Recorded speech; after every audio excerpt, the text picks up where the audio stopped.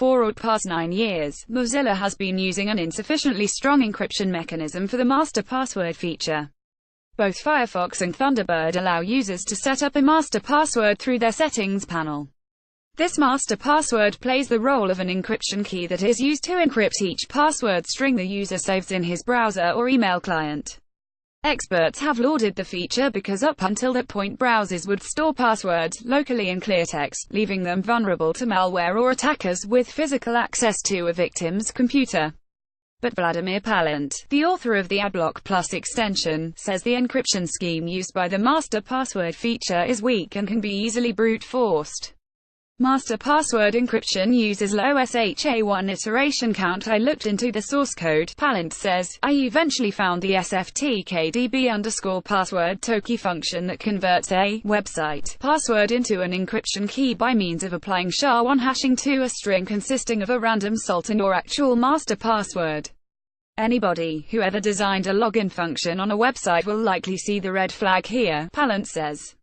The flag Palant is referring to is the fact that the SHA-1 function has an iteration count of 1, meaning it's applied just once, while industry practices regard 10,000 as a solid minimum for this value, while applications like LastPass use values of 100,000.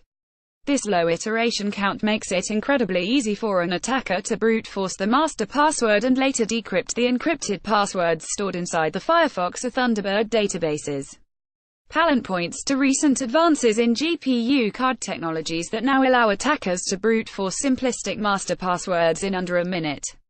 Issue first reported 9 years ago, but Palant wasn't the first to notice such weakness. A Mozilla bug tracker entry by Justin Dolsky from 9 years ago reported the same issue, soon after the master password feature's launch. Dolsky also pointed to the low iteration count of 1 as the master password's main problem. But despite the report, Mozilla did not take any official action for years.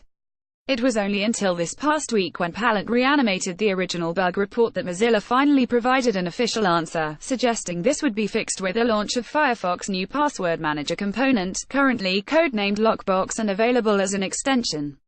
For the time being, choosing longer and more complex master passwords mitigates the feature's inherent weak encryption scheme.